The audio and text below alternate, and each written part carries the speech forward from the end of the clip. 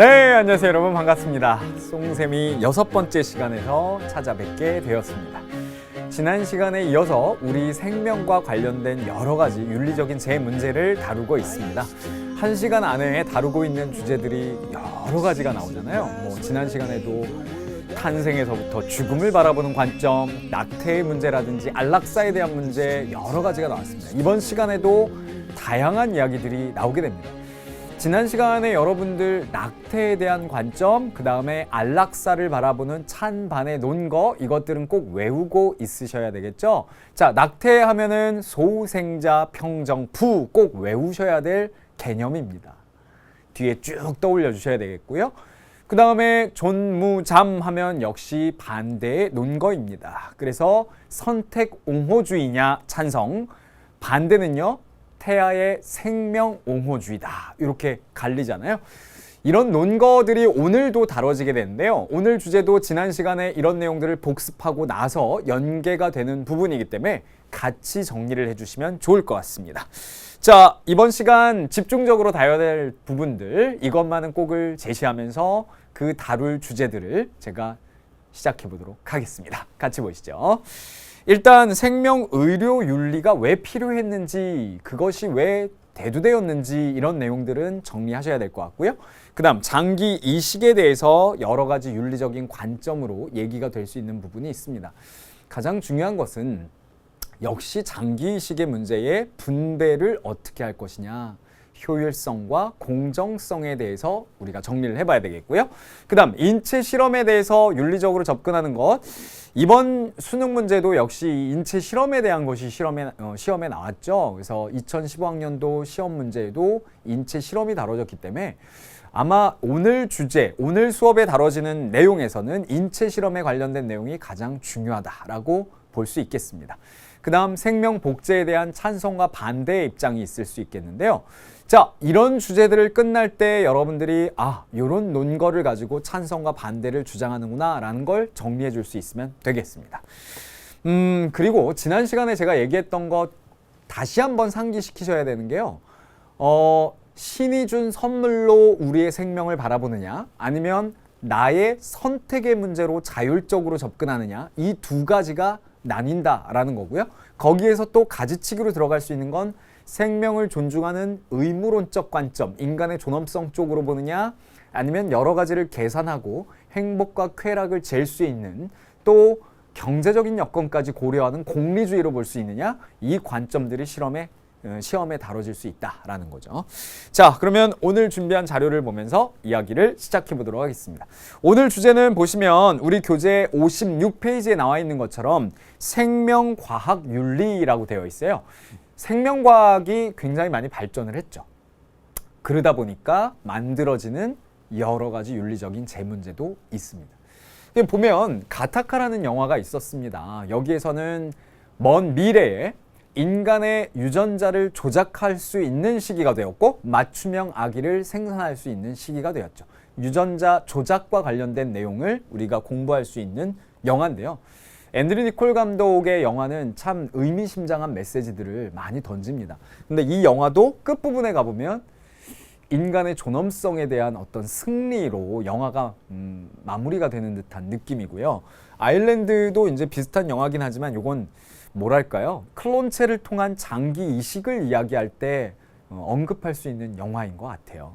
아일랜드라는 영화가 현실이 될 수도 있겠고요. 그랬을 때 우리가 다룰 수 있는 여러 가지 윤리적인 재문제가 발생할 수 있겠습니다. 심장이 뛴다라는 영화, 그 다음에 이거는 이렇게 되면 안 되겠지만 장기 매매 불법이죠. 공모자들이라는 영화도 있었습니다. 이런 영화들이 영화로 소재가 잡혀서 제작이 된다는 건 결국 이런 문제가 우리 현실 생활에 굉장히 대두되고 있는 중요한 윤리적 문제다라는 것을 알 수 있는 거죠. 자, 그러면 첫 번째로 우리 교재 56페이지에 준비되어 있습니다. 생명과학의 발달과 그에 따른 윤리의 문제를 한번 정리해 보도록 하겠습니다. 자, 같이 보시면요. 56페이지 준비되셨나요? 생명과학의 의미는 생명체 생명현상의 본질과 특성을 연구하는 거죠. 즉 생명현상에 대해서 태어나면서부터 죽을 때까지, 그리고 병듦과 늙음이라는 과정에서 그 생명을 어떻게 연장시킬 수 있느냐, 치료법은 뭐냐, 난치병에 대해서 어떻게 치료할 수 있느냐, 이런 개념들이 다뤄지는 거고요. 그런 생명과학이 우리 인류에게 가져다 준 여러 가지 성과들은요, 생명을 연장한다라든지 건강을 증진시킨다라든지, 진짜 아일랜드라는 아까 그 영화처럼 클론체를 통해서 여러분들이 진짜 그런 세상이 올 수도 있겠죠. 그래서 장기를 잘못된 부분을 갈아 끼는 그런 세상이 된다면 생명 연장이 아니라 불로 장생하는 그런 시대가 될 수도 있겠습니다. 그러니까 그런 면들의 인류의 행복을 증진시켰다라는 긍정적인 측면은 분명히 있습니다만은, 그러한 것들이 단독으로 가면 안 되는 이유가 있어요. 그건 뭐냐면 생명윤리의 필요성이다라는 거죠.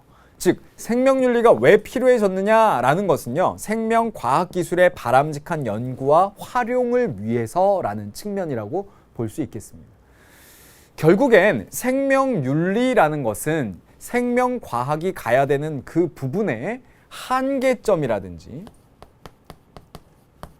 그 다음에 인간의 생명을 다루는데 가장 중요한 단어는 역시 인간의 존엄성일 거니까요.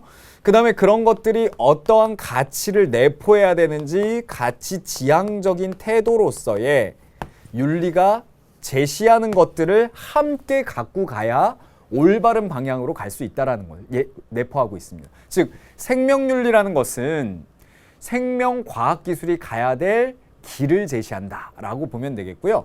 그런 면에서 생명과학과 생명윤리의 관계는 상호 보완적이지 대립적인 관계가 아니다라는 걸 여러분들이 눈치채셔야 됩니다. 어렵지 않죠? 이 내용들이 그런데 중요합니다. 어렵지 않지만 기본으로 나올 문제고요. 쉬운 문제로 나올 가능성이 있는데요. 분명히 다뤄질 내용입니다. 왜냐하면 우리가 지금 다루고 있는 그 생명윤리, 사람이 태어나서 죽을 때까지 벌어지는 일들을 가지고 윤리적인 재문제라고 하면서 그것의 관점들을 막 공부하고 있는데요. 뭐 찬성과 반대의 논거들. 근데 그런 것들을 우리가 왜 해야 되는지, 생활과 윤리라는 과목을 왜 배워야 되는지에서 바로 생명의료 분야에 이 윤리가 필요한 이유가 이거니까요. 자, 기억을 되짚어보면 선생님이 처음 수업을 할 때 윤리학의 분류를 했고, 그 윤리학의 분류를 하면서 응용윤리, 즉 우리가 지금 공부하고 있는 생활과 윤리라는 과목에 해당되는 응용윤리 파트가 현대사회에서 굉장히 중요해졌는데, 그 응용윤리를 우리가 공부하는데 왜 응용윤리가 필요하고 그것들을 왜 공부해야 될까? 그 세부적인 내용에 사회가 바뀌고 과학기술이 발전하고 급변하는 국제정세 속에서 그 중간에 있는 바로 과학기술이 발전한 가운데 왜 그 과학기술은 어떠한 방향으로 가야 되는지에 대해서 윤리가 방향성을 제시해줘야 된다라는 거. 근데 그렇게 발전한 기술에 윤리가 따라가지 못하면 한스 요나스가 얘기했던 것처럼 뭐였죠? 윤리적 공백이 벌어질 거고요. 그러면 굉장히 가치관의 혼란이 올 수 있겠죠. 선생님이 학교에서 수업할 때는 학생들한테 이런 주제를 가지고 토론을 시킵니다. 과연 인간은 자연과 인간이 살아가고 있는 이 환경을 완벽하게 통제할 수 있느냐? 라는 질문을 던집니다. 그러면서 쥬라기 공원이란 영화 얘기도 하고, 뭐 인터스텔라라는 영화 얘기도 하고, 그죠? 우리가 과연 우리의 엄청난 과학기술을 통해서 완벽하게 자연을 통제할 수 있을까요? 많은 영화들은 그것이 굉장히 어렵다라는 얘기를 꺼내고 있어요. 그리고 나비 효과라는 얘기를 통해서 예상치 못했던 결과가 초래될 수도 있다. 시작점은 아주 조그만 시행착오, 판단 미스로 만들어진 것이 결과는 엄청난 후폭풍이 올 수 있다라고 얘기함으로써 인간이 자연을 완벽하게 통제할 수 없다라면 역시 생명의료 기술 또한 생명윤리와 함께 가야 되는 것 아니냐라고 얘기를 하고 있는 겁니다. 자, 그런 문제들이 이제 나오게 되는데요. 선생님이 잠깐만 언급을 하고 갈게요. 일단 기본 문제 01번 한번 보십시오. 자, 기본 문제 01번 보시면요. 다음 관점이 반영된 주장으로 가장 적절한 것, 맨 마지막 줄에 있는 것처럼 비판, 윤리적 성찰 이런 대상이 되어야 된다라는 얘기는 역시 요 얘기를 하고 있는 거예요. 그러면 정답이 몇 번이 돼야 돼요? 4번이 돼야 되네요. 4번. 자, 읽어봐 드리면 생명과학이 나가야 할 방향과 함께 연구 범위를 제한해야 된다. 그것이 생명윤리의 필요성이다라는 문제니까요. 그래서 이 문제 간단하게 제가 이 정도로 언급하면 될 것 같습니다. 그 다음 심화 문제 2번 선생님이 이렇게 칠판에다 막 쓰고 있는 거에 가에 들어갈 내용이 뭐냐라는 건데요. 역시 정답은 요거를 고르시면 되잖아요. 심화 문제 2번. 정답은 2번. 생명과학은 가치 판단을 배제하고 생명 현상을 연구해야 하기 때문입니다. 라는 것은 적절한 답이 될 수가 없겠죠. 나머지 부분에서는 다 한계점을 지적해줘야 되고 인간의 존엄성이라는 바탕에서 연구되어야 되며 가치 지향적인 성격의 윤리와 함께 가야 된다. 상호 보완적이다 라는 얘기를 하고 있기 때문에 정답은 2번만 골라내시면 되겠습니다. 나머지는 공부거리니까 다 갖고 가시고요. 자, 여기까지 이제 생명의료에 대한 얘기를 했는데요. 자, 56페이지 옆에 보면 비첨과 칠드레스가 제시하는 생명의료의 원칙이라는 게 나와요. 요거는 중요한 내용이기 때문에 잠깐 제가 필기를 통해서 소개를 하겠습니다. 요 내용은 좀 여러분들이 알아두셔야 될 것 같아요. 비첨과 칠드레스의 생명, 의료, 윤리에 제시된 원칙이죠. 이런 원칙을 꼭 따라야 된다라는 겁니다. 자, 첫 번째 우리가 다뤄질 수 있는 건 역시 자율성 존중의 원칙입니다. 자율성 존중의 원칙을 뷰청과 칠드레스가 제시했다라는 것은요.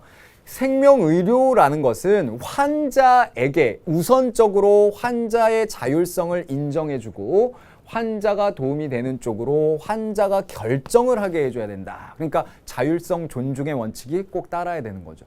그것을 어찌 보면 생명의료 기술을 발전시키기 위한 도구로서 환자를 대하면 안 된다라는 얘기를 하고 있는 거죠. 자, 교재 역시 아래에 보면은 악행금지라고 나와 있습니다. 이 악행금지는 뭘 얘기하는 거예요?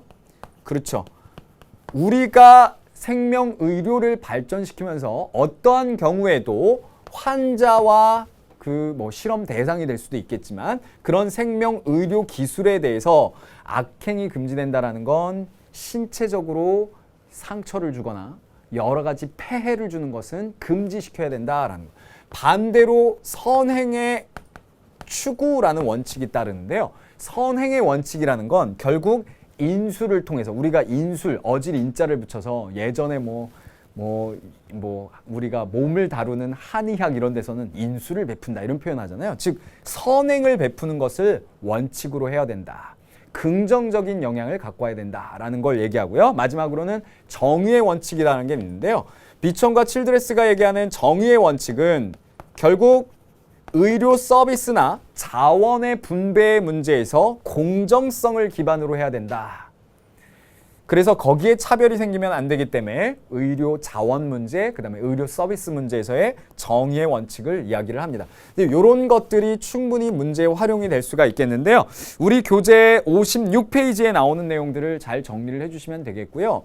여기에서 선생님이 추가적으로 언급할 것은 바로 이 이야기입니다. 이런 비청과 칠드레스의 생명의료가 어디로 가야 되는지라는 원칙과 함께 꼭 고려해야 되는 게 칸트가 이야기하는 인간의 존엄성이라든지 의무의 원칙, 그 다음에 또 떠올라야 되는 게 슈바이처가 얘기하는 생명 외경 사상 이런 것들이 함께 떠오르면 돼요. 왜?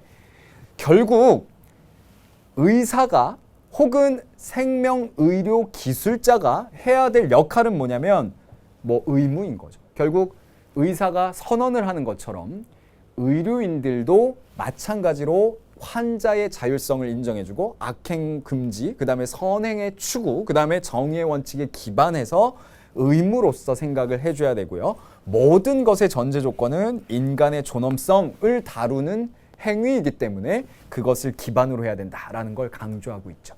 자, 여기까지가 우리 교재 56페이지에 나오는 내용이었고요. 다음은 빠른 속도로 장기 이식에 관련된 내용으로 넘어가 보도록 하겠습니다. 자, 준비된 자료를 한번 같이 보실까요? 장기 이식은 지금 이제 우리 교재에 나오는 것처럼 수요자는 굉장히 많은데요. 근데 공급자가 없기 때문에 이러한 문제가 만들어지는 거고요. 그 장기 이식의 뭐 종류나 뭐 이런 것들이 이제 뭐 시험에 다뤄지는 건 아닙니다. 이거에 너무 여러분들이 주목할 필요는 없는데, 결국 이 장기 이식을 바라보는데 우리가 언급해야 될 그 기준, 분배의 기준, 이런 것들은 무엇이냐, 요걸 정리하면 되는 거겠죠. 자, 일단은 우리 교재에 나와 있는 대로 장기 이식의 의미와 필요성을 한번 정리를 해보면요, 질병으로 손상된 조직이나 장기를 치료하기 위해 다른 건강한 조직이나 장기를 이식하는 행위를 얘기합니다. 종류는 이렇습니다. 자가이식이라는 것은 자기 자신의 조직이나 장기의 위치를 옮기는 것을 얘기하기 때문에, 뭐 조혈모세포라고, 우리가 자가조혈모세포, 그게 결국에는 내가 건강할 때 갖고 있다가요, 그것을 내가 필요할 때 쓰는 방식처럼 결국 나의 것을 다시 이용하는 것을 이야기를 하는 거죠. 자, 교재에 자가이식 나와 있습니다. 그 다음에 동계이식이라는 게 나오는데요. 동계이식은 동계잖아요. 같은 계를 얘기합니다. 그러니까 유전자가 동일한 사람의 것, 유전자가 동일해야 되겠죠. 근데 동종이식은 뭡니까? 다른 사람, 그러니까 동종은 같은 사람을 얘기하는 거니까 사람. 그래서 사람의 것인데 유전자가 동일하지 않아도 다른 사람의 것을 옮기는 것을 얘기하죠. 자, 이종이식은 종을 달리하는 동물로부터 옮기는 것. 그러나 여기에서 벌어지는 문제들은 있을 수 있습니다. 예를 들면 생태계의 파괴가 이루어질 수 있다라든지 동물권의 문제가 생길 수가 있겠고요. 가장 중요한 것은 면역 체계의 문제가 만들어질 수 있다라는 문제점이 있겠고요. 또 동물이 도구로서 전락된다라는 문제가 있을 수 있습니다. 이런 내용들이 자세하게 나오지만 우리 교재에는 그것은 언급이 없고요. 간단하게 종류만 소개를 하는 거고요. 이것이 시험 문제로 이런 종류를 묻는 것은 뭐 의학 수업이 아니기 때문에 그게 중요한 건 아니죠. 그래서 이러한 것들의 장기 이식을 바라보는 윤리적인 문제가 뭐가 나타나느냐라는 건데요. 결국 분배의 문제가 나타나겠죠. 그래서 장기 이식의 분배의 문제. 그 두 가지의 문제가 나오는데요. 하나는 형평성의 문제가 있을 수 있겠고요. 또 하나는 그것을 어떻게 우리가 공정하게 하느냐, 또 효율성의 문제가 있을 수 있겠습니다. 그러니까 효율성이다라는 건 형평성은 뭐 공정성이랑 같은 말로 우리가 이야기를 할 수도 있겠죠.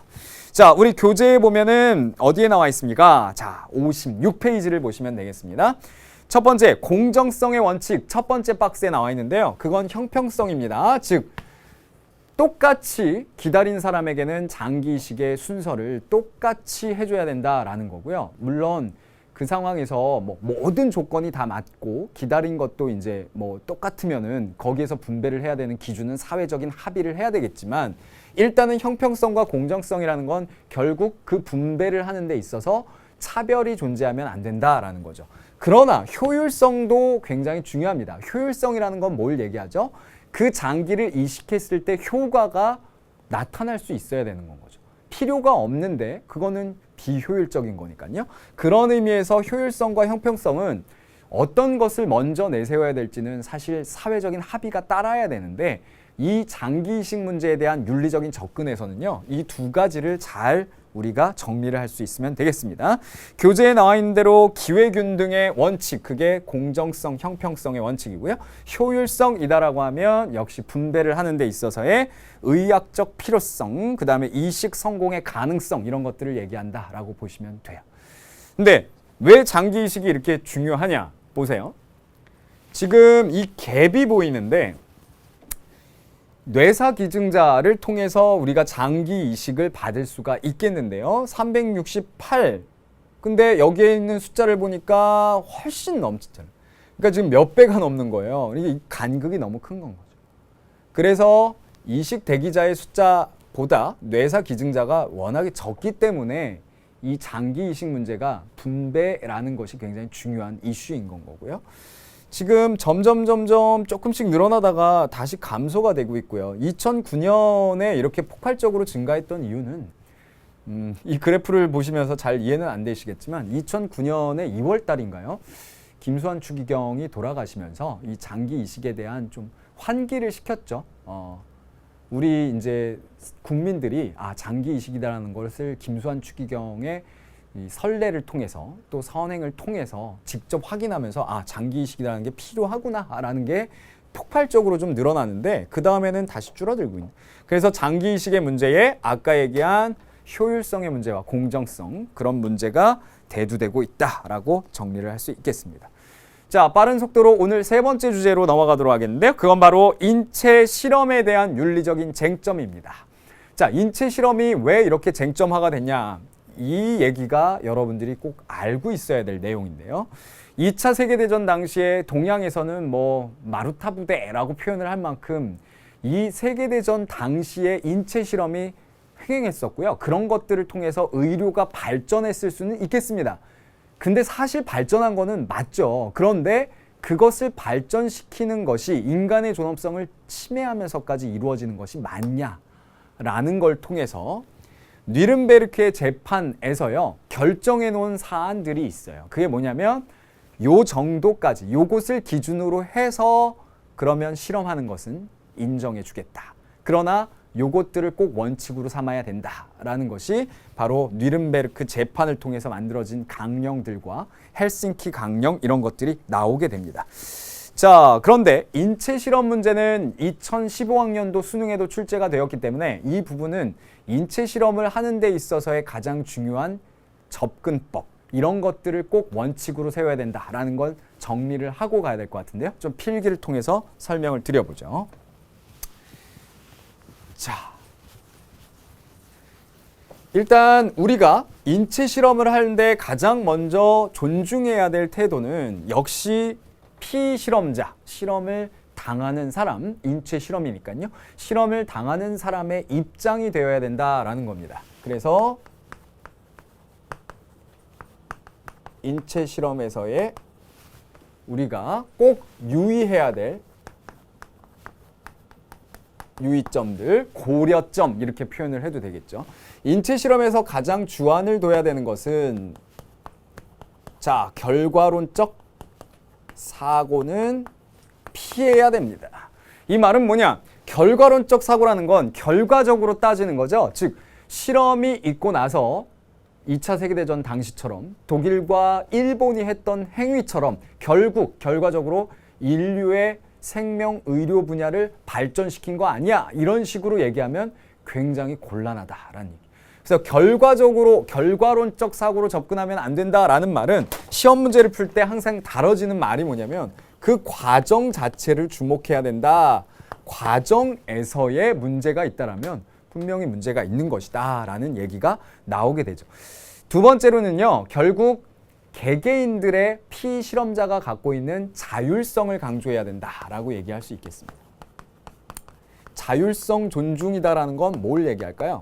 결국 그 실험에 참여하는 사람이 자발적으로 동의하는 것이 매우 중요하다라는 얘기. 본인 스스로가 사인을 해야 되는 거죠. 근데 이 2번은 3번에서 만들어질 수 있는 문제입니다. 뭐냐면 결국 자율성, 자율적으로 선택을 하고 자발적인 동의를 할 수 있는 것은 사전에 충분한 뭐가 있어야 되죠? 그 실험에 대한 정보 제공이 있어야 되는 건 거죠. 이해를 하시면 돼요. 이거 시험 문제에 다뤄져도 이번 수능에도 마찬가지였지만 어렵게 나오는 게 아닙니다. 사전에 미리 충분한 정보, 예를 들면 이 실험이 굉장히 위험할 수 있습니다. 그리고 이 실험을 통해서 생명에 위해가 갈 수도 있습니다. 라는 것을 사전에 알려줘야지. 끝나고 나서 그거요, 죽을 수도 있던 그런 실험이었어요. 그렇게 얘기해주면 되겠어요? 그러니까 당연히 사전 동의가 이루어지려면 사전에 충분한 정보가 제공돼야 되고 그것을 바탕으로 자발적으로 동의를 해야 되겠죠. 네. 이게 시험에 나와도 여러분들 이해를 바탕으로 하면 충분히 풀 수 있습니다. 어렵지 않아요. 자, 그 다음에 네 번째는 보상의 문제. 보상의 문제의 핵심은 요 단어만 아시면 돼요. 적절성. 중용을 지켜야 되는 거죠. 왜 그러냐면 보상이 너무 크게 되면, 보상을 너무 크게 주면 유혹이 되겠죠. 내가 지금 돈이 굉장히 없는데 이건 생명이 위해가 갈 수도 있지만 이 실험에 참여한다면 한 학기 등록금을 벌 수도 있어. 알바를 한번 할까? 이렇게 유혹을 당하면 안 된다는 거죠. 그 다음에 보상이 아예 없으면 착취가 되는 거죠. 그걸 노동 착취라고 표현하는 거죠. 실험에 착취를 당하는 거죠. 한 개인이. 그렇기 때문에 적절한 보상을 주는 것이 중요하다라는 것까지 정리를 할 수 있습니다. 마이클 샌델이 저스티스로 선풍적인 인기를 끌고 나서 우리 대한민국에 이제 방문을 했었죠. 그때 다른 방송국과 연계가 되어서 실질적으로 그 강연을 진행한 적이 있었는데요. 그때 여러 가지 질문들을 그 관객들에게 던졌습니다. 어떤 질문을 던졌냐? 만일 대한민국 축구 대표팀을 정말 우수한 호나우두, 메시 이런 선수들 다 영입해가지고요. 실제로 지금 아시안컵에서 그런 얘기들이 계속 나오고 있지만 귀화를 시키는 거죠. 그런 선수들을 돈으로 다 사가지고 귀화를 시켜가지고 그걸로 꾸린 대한민국 대표팀에 대해서 어떻게 생각하느냐? 가능하다라고 보느냐? 그래서 월드컵에 우승한다라면 동의하느냐? 이런 얘기. 그 다음에 군대에 대한 얘기도 꺼냈고, 그 다음에 이제 던졌던 얘기가 내가 굉장히 지금 돈이 없어서 어려운 상황인데 큰 돈을 준다라고 인체 실험을 참여해라 라고 제안을 할 때 어떻게 생각하느냐라고 이제 토론을 진행을 했었습니다. 그런 문제에서 가장 중요한 포인트가 보상의 문제와 연결이 되기 때문에 너무 큰 보상, 너무 작은 보상 말고 적절한 보상이라는 걸 기억을 하시면 되겠죠. 자, 인체 실험에 대해서 우리가 정리할 부분은 결국 인체 실험을 하는 데 있어서 어떤 유의점이 필요하냐라는 내용이었는데요. 여기까지 이제 정리를 하고 나서 꼭 보셔야 되는 게 뭐냐. 헬싱키 선언이에요. 이 헬싱키 선언은 아까 뉘른베르크 재판에서 만들어진 강령과 함께 이 헬싱키 선언을 통해서 우리가 지금 공부했던 내용들을 정리할 수 있는데요. 교재 59페이지에 나와 있습니다. 거기에 이제 연구 자체의 목적과 방법 6번이 나와 있는데요. 그 앞에 보면 이런 내용들이 나오죠. 인체를 대상으로 하는 연구는 일반적으로 승인된 과학 원칙에 따르며 연구 대상자, 피실험자입니다. 건강과 그러니까 어디에 입장이 맞춰져야 돼요? 그렇죠. 실험에 참여하는 그 대상자들, 피실험자들의 권리가 먼저이다. 그러니까 결과가 중요하고 생명의료 기술의 발달이 중요한 게 아니고 그 인간, 인격체로서의 그 피실험자의 인권이 중요한 거다라고 얘기를 하고 있네요. 두 번째, 실험 계획과 수행은 독립적인 윤리심사위원회의 사전 심의를 거쳐야 되는 것. 연구 대상자의 이익에 대한 고려는 과학 발전과 사회의 이익에 앞서야 된다는 것. 요거 중요하죠. 자, 밑줄.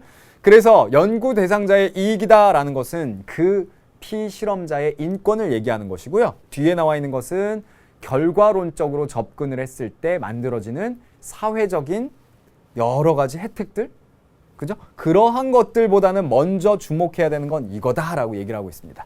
약자의 입장, 그 다음에 연구 대상자의 종속관계, 마지막에 나와 있는 요 6번이 중요합니다.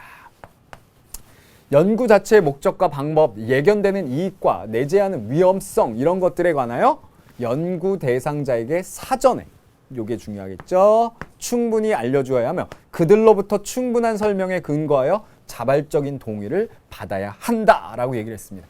자발적인 동의가 이루어질 수 있는 건, 자율성이 존중될 수 있는 건 사전에 충분한 정보를 주어야 된다. 이것을 꼭 기억하시면 돼요. 그리고 결과론적 접근 안 되고 아까 말씀드린 보상을 적절하게 하는 것, 요거까지 기억을 해주시면 됩니다. 중요한 산을 하나 넘으셨는데요. 이 인체 실험에 대한 것이 계속해서 시험에 다뤄지기 때문에 잘 정리를 해두셔야 될 것 같습니다.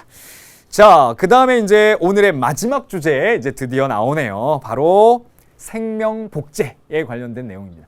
생명복제라는 건 여러 가지가 가능할 수 있겠죠. 배아줄기세포에 대한 내용이 나올 수도 있겠고요. 개체 자체를 복제하는, 미래에 그렇게 될 수도 있으니까요. 그 다음에 유전자를 조작하는 문제, 여러 가지가 함축되어 있습니다. 여기에서 또 여러 가지 내용 중에 다뤄질 수 있는 것이 또 동물에 대한 복제의 문제, 이런 것들.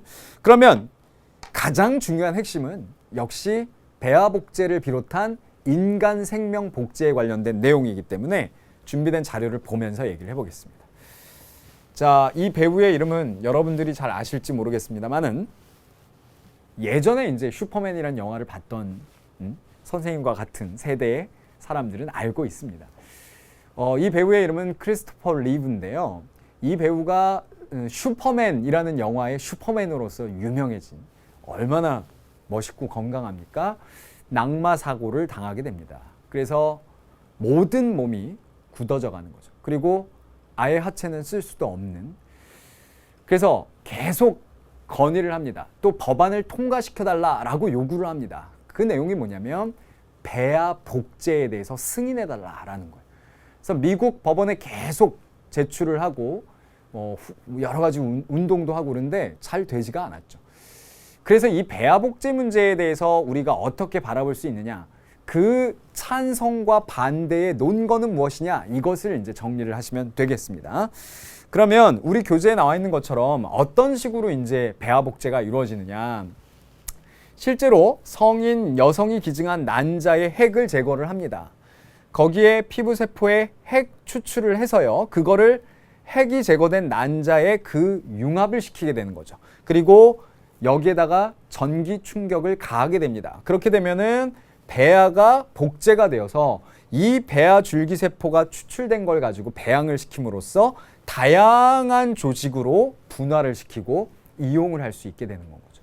그래서 내가 뭐 척추 쪽에 골수가 문제가 있다라든지 여러 가지 기관들이 문제가 있을다 그러면 그쪽으로 배양을 시켜가지고 그거를 맞춤형으로 갈아 낀다라는 개념입니다.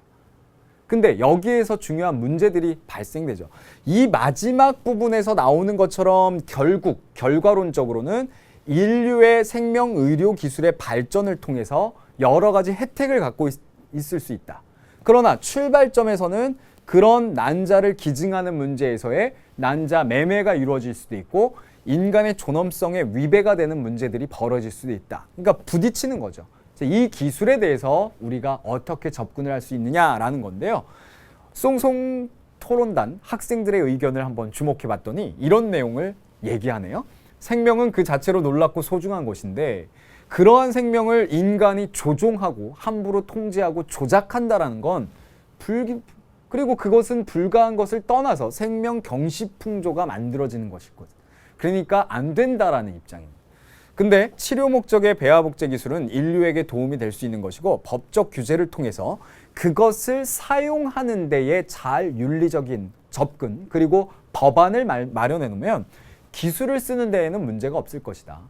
구더기 무섭다고 장 못 담그겠느냐. 그러니까 기술은 기술 자체로 바라보고 뒤에 문제들은 윤리적인 제도 마련 그리고 법 규제 마련을 통해서 해결할 수 있다라고 얘기를 하고 있어요.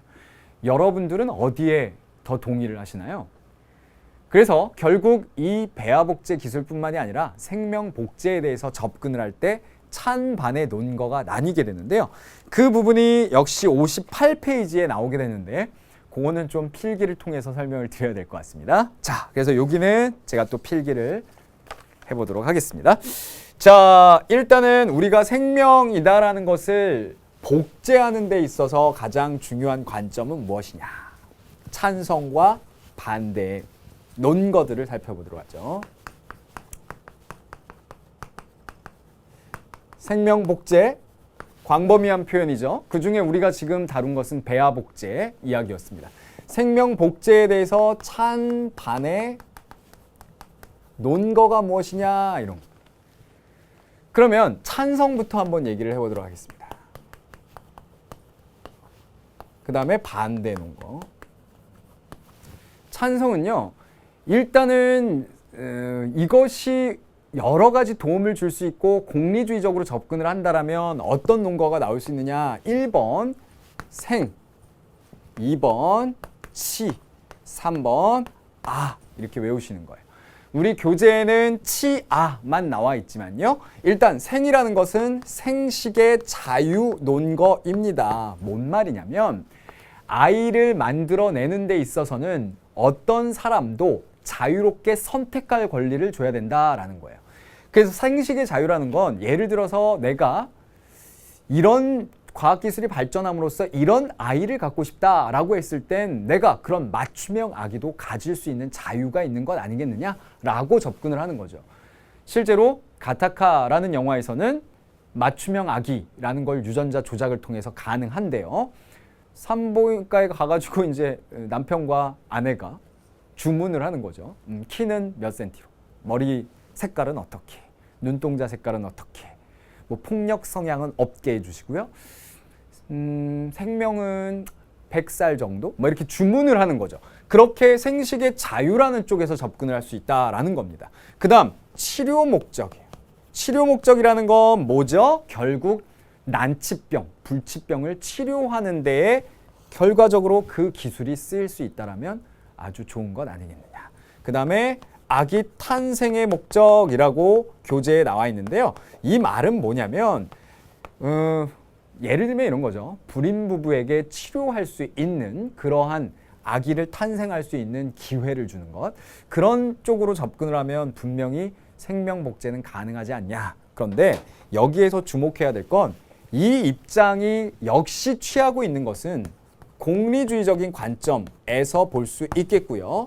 과학기술 자체의 예를 들면 가치중립적 태도, 즉 과학기술이 과학기술로서의 역할을 충실히 할 수 있도록 두는 게 낫지 않겠느냐라고 접근을 한다면 이런 쪽의 논거가 나올 수 있겠죠. 근데 반대는요. 1번 존, 2번 연, 3번 동, 4번 잠 이렇게 외우시는 거예요. 그래서 생치아 외운 것처럼 존연동잠으로 외우시면 되는데요.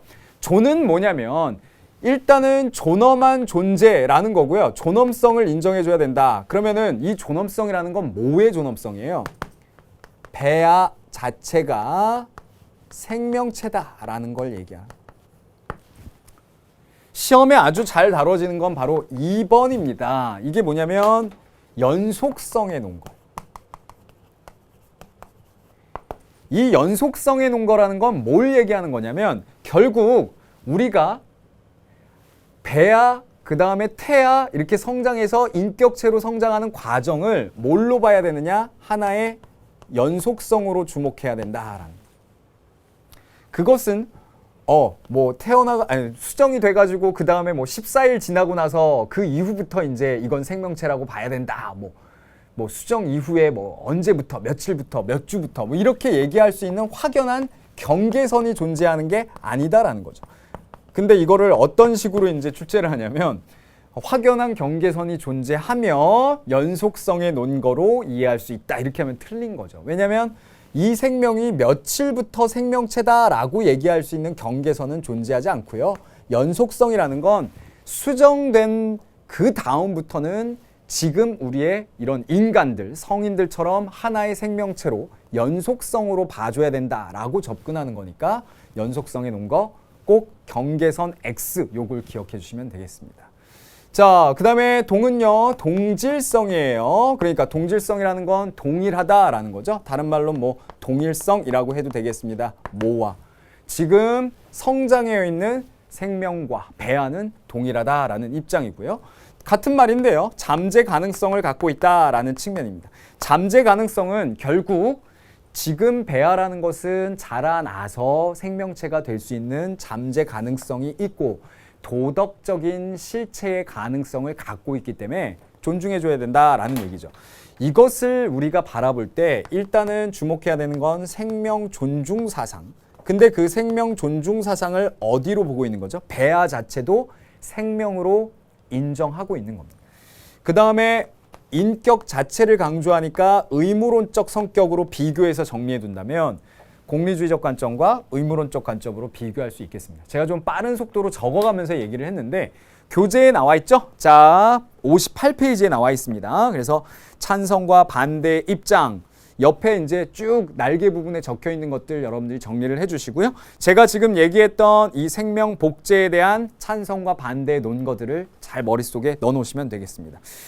자, 그러면 오늘 배웠던 것들 중심으로 좀 문제를 풀어보고 마무리를 해봐야 될 것 같은데요. 자, 문제를 한번 보면서 얘기를 해보도록 하죠. 뉴탐스런 교재 64페이지에 나오는 내용인데요. 좀 지우고 깔끔하게 써가면서 얘기를 해보도록 하죠. 자, 1번 문제입니다. 다음에서 강조하는 인체 실험의 원칙, 인체 실험 아까 우리가 정리했던 것들. 그래서 인체 실험을 접근할 때 꼭 유의해야 될 사항들을 기억하시면 되겠죠? 인체 실험 대상자에게 어떠한 폭력, 기만, 협박, 술책, 강요가 없어야 하며, 그러니까 떠올라야 되는 게 자율성의 논거, 자율성 동의를 얘기하는 거죠. 그 다음에 분명한 이해와 지식에 근거하여 결정할 수 있도록 해야 된다라는 것은 떠올라야 되는 거, 사전에 정보의 제공. 떠올라야 되겠죠? 이를 위해서는 실험 대상자에게 실험의 성격, 기간, 목적, 불편함과 위험, 건강상의 영향 등을 알려줘야 되고, 이러한 책임은 실험을 지도하고 참여하는 연구자 개개인에게 있다. 그래서 여기에 추가할 수 있는 건 결과론적 접근 안 된다라는 것이고, 마지막으로 적절한 보상의 문제까지 정리를 해두시면 되겠습니다. 그러면 인체 실험에 관련된 것은 꼭 기억해야 될 것들 나왔으니까요. 기억부터 한번 보도록 할까요? 기억. 실험의 절차보다 결과를 더 중시해야 된다. 그러면 안 된다고 그랬잖아요. 선생님이 절차가 중요하고 과정이 중요하다. 그래서 결과론적인 접근 안 된다라고 얘기를 했죠. 2번입니다. 실험 대상자의 자발적 동의가 있어야 된다. 자발적 동의, 자율성의 논거이고요. 자율적으로 우리가 동의할 수 있어야 되고, 그러려면 사전에 충분한 정보 제공이 이루어져야 되죠. 맞습니다. 디귿, 실험 대상자에게 경제적 보상을 해서는 안 된다. 이건 착취라고 그랬죠. 적절한 보상이 있어야 된다. 리을, 실험 대상자에게 실험에 대한 정보를 충분히 제공해야 된다. 완벽하려면 사전에 라고 한다면 아주 좋겠네요. 그래도 맞는 얘기니까요. 정답은 니은, 리을 고르면 되겠고 4번이 정답이 되겠네요. 자, 다음 문제도 우리가 수능 문제 유형 파악하는데 아주 좋은 문제이니까요. 한번 접근을 해서 정리를 해보도록 하죠. 다음 문제 같이 보시죠. 자, 이 문제 별표를 하나 치셔야 될 것 같아요. 뭐 아주 좋은 문제가 나왔는데요. 요게 우리가 공부했던 그 윤리를 바라보는 관점, 어떻게 접근하느냐라는 것을 중심으로 결국 이 윤리적인 재문제에 대해서 어떠한 접근법이 쓰일 수 있느냐, 그 이론들을 한번 정리하고 있느냐라는 걸 물어보거든요. 그러면 보세요. 오늘 수업에 다룬 인간 배아에 대해서 너는 어떻게 생각해? 라고 하는데, 인간 배아에 대해서 생각하는 것, 배아 복제 얘기겠죠? 인간 배아도 인간 마찬가지로 존엄성을 갖고 있다라고 생각해. 그러면 인간 배아가 존엄성을 갖고 있다라고 봐야 되는 이유는 뭐야? 라고 한다면 아까 얘기한 생명 존중, 그 다음에 의무론적 접근, 이런 걸로 충분히 우리가 문제를 해결할 수 있을 겁니다. 그리고 그 논거가 정확하게 4가지로 정리될 수 있는데, 아까 여러분들 보셨지만 존연, 동잠 이렇게 정리를 하면 되겠죠. 그러면 기억부터 한번 확인을 해보도록 하겠습니다. 기억해 보시면요, 인간은 선명한 경계가 있는 발달 과정을 거치니까 하면 안 된다. 아까 선생님 뭐라고 그랬어요? 연속성의 논거. 연속성의 논거라는 건 뭐다? 경계선이 분명하게 있는 것이 아니다. 며칠부터 이제는 생명이고 여기까지는 생명이 아니야 라고 얘기할 근거는 없다라는 거고요. 니은입니다. 인간 배아는 난치병 치료에 효과적으로 활용될 수 있으니까, 인간 배아가 난치병 치료에 효과적으로 활용될 수 있다는 건 어떤 관점이죠? 예를 들면 공리주의적 관점이죠. 지금 여기에서 얘기하는 배아가 존엄성을 갖는다는 건 배아 자체가 생명체다라고 바라보는 관점이죠. 그러면 지금 니은은 답이 될 수 있을까요? 안 됩니다. 왜? 이건 결과론적으로 충분히 난치병을 치료할 수 있는 기술이다라고, 생치아 이렇게 외웠으면 치료 목적 여기에 들어가니까 요거는 찬성의 논거가 돼야 되겠죠. 반대의 논거가 아니고. 그러면 디귿과 리을로 가야 되겠네요. 디귿입니다. 인간과 인간 배아는 같은 종에 속한다라고 볼 수 있으니까요. 그래서 역시 종 같은 종이다. 그러니까 그런 종 어디에서 뭐 다른 종이다, 배아는 다른 동물이다, 뭐 생명체다, 이게 아니니까 같은 종. 그래서 종에 속한다라는 걸 고르시면 되겠고요. 인간 배아는 나중에 성장할 존재와 도덕적 측면에서 동일하니까 라는 거는 뭐에서 볼 수 있어요? 잠재 가능성. 그리고 결국엔 인간 배아 나중에 성장할 존재와 도덕적 측면에서 동일하다라는 측면은 잠재 가능성 측면에서 동일한 조건으로 이해를 하고 있는 거죠. 그래서 지금 정답은 디귿과 리을이 되겠고요. 그렇게 정리를 한다면 이 문제들이 어떤 식으로 나오더라도 여러분들이 충분히 정리할 수 있다라고 보겠네요. 자, 오늘 마무리를 한번 해보도록 하겠습니다. 자, 핵심 키워드 정리인데요. 자, 이 정리를 하면서 여러분들이 오늘 배웠던 내용들을 한번 마무리할 수 있느냐. 생명윤리의 필요성과 생명과학의 관계 중에 뭐뭐의 필요성, 자, 생명과학기술의 바람직한 연구 및 활용을 위해 필요하다. 이건 뭐죠? 그렇죠. 생명윤리가 제한점을 두고 가치지향적으로 상호 보완적인 관계로 가야 된다라고 얘기를 하고 있습니다. 그 다음에 생명과학과의 관계, 대립적 관계가 아니라 무슨 관계? 상호 보완적인 관계를 얘기하는 거예요. 그래서 함께 가야 되고 함께 발달할 수 있다라는 것을 얘기하고요. 당연히 생명과학기술은 생명의료기술과 함께 가야 된다라는 걸 이야기하고 있습니다. 그 다음 오늘 이제 후반부에 나왔던 가장 중요한 주제인데요. 장기이식과 인체실험의 윤리적 문제인데 장기이식은 장기 기증자의 모 보장 문제, 그 다음에 죽음의 판정 기준과 관련된 문제, 요게 중요하다고 했죠.